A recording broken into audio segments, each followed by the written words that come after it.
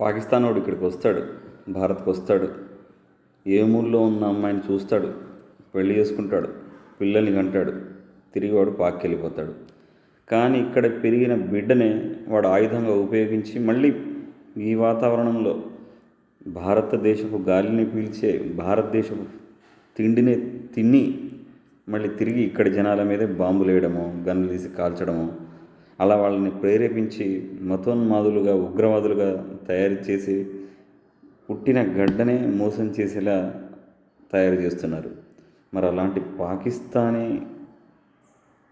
మనుషుల్ని, ఉగ్రవాదుల్ని తిరిగి ఇప్పుడు జరిగిన పరిస్థితులను బట్టి తిరిగి వాళ్ళ మీద ఏదో యుద్ధం చేస్తాము అని అంటే ఇక్కడ ఉండేటువంటి నాయకులు, ఇక్కడ ఉండేటువంటి రాజకీయ పార్టీలో కొంతమంది వ్యక్తులు అయ్యయ్యో అది కరెక్ట్ కాదనో, లేకపోతే భారతదేశానిదే తప్పనో, ఇంకా రకరకాలుగా వాదనలు వినిపిస్తుంటే అసలు విచిత్రంగా అనిపిస్తూ ఉంది.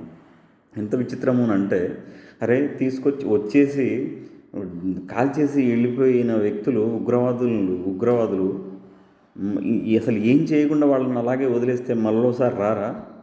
వాడు నాలాంటోడి మీద, నీలాంటోడి మీద మళ్ళీ ఎప్పుడో ఓ సందర్భంలో వచ్చి కాల్చేసి వెళ్ళిపోరా? అప్పుడు మన కుటుంబాల పరిస్థితి ఏంటి? అప్పుడు కూడా ఇలాగే మాట్లాడతామా మనం? బుద్ధి ఉండాలి, వాళ్ళని సపోర్ట్ చేయడానికి బుద్ధి ఉండాలి. లేకపోతే మీ రాజకీయ ప్రయోజనాల గురించో, లేకపోతే మీకున్న బుద్ధి గురించి మరి ఏ రకంగా ఆలోచిస్తున్నారో ఏమో. ఇలాంటి మాటలు ఎవరైతే మాట్లాడుతున్నారో వారి మీద, పాకిస్తానీల మీద, ఉగ్రవాదుల మీద ఎవరైతే ప్రేమలు చూపిస్తూ తప్పుడు వాదనలు వినిపిస్తున్నారో వాళ్ళు దయచేసి ఆ పరిస్థితి, ఆ కర్మ మీకు చుట్టుకుంటుంది, జాగ్రత్త. ఇది కరెక్ట్ కాదు. ప్రధాని నరేంద్ర మోడీ గారు ఈరోజైతే దేశ సైన్యానికి మీ ఇష్టం, మీరు దాడే చేస్తారో ఏం చేస్తారో కానీ తిరిగి వాళ్లకు సరైనటువంటి గుణపాఠం చెప్పాలి అనే ఉద్దేశంతో వారికైతే పూర్తి స్వేచ్ఛను ఇచ్చేశారట. ఆల్రెడీ బలగాలు చుట్టుముట్టేశాయి, సరిహద్దుల్ని చుట్టుముట్టేశాయి, సిద్ధంగా ఉంది. అంటే ఏమైనా సర్ప్రైజింగ్గా ఇంకేమైనా చేస్తారా? అసలు ఎలాంటి యుద్ధం చేయబోతున్నారు? మొత్తానికి యుద్ధం అయితే ఉంటుంది, కానీ ఎలాంటి యుద్ధం చేయబోతున్నారు, ఎలా వారిని దెబ్బ కొట్టబోతున్నారు అన్నది సస్పెన్స్.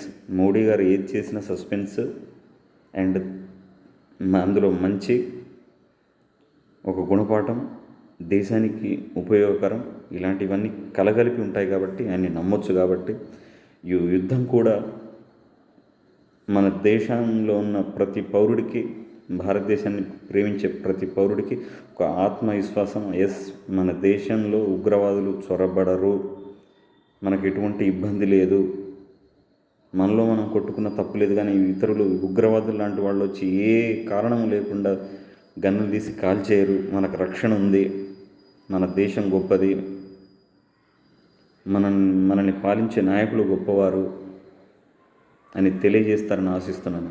నేను వెంకట్ కళ్యాణ్, జనసేన కార్యకర్త ఫ్రమ్ తెలంగాణ. జై హింద్, జై పవన్ కళ్యాణ్, జై జనసేన.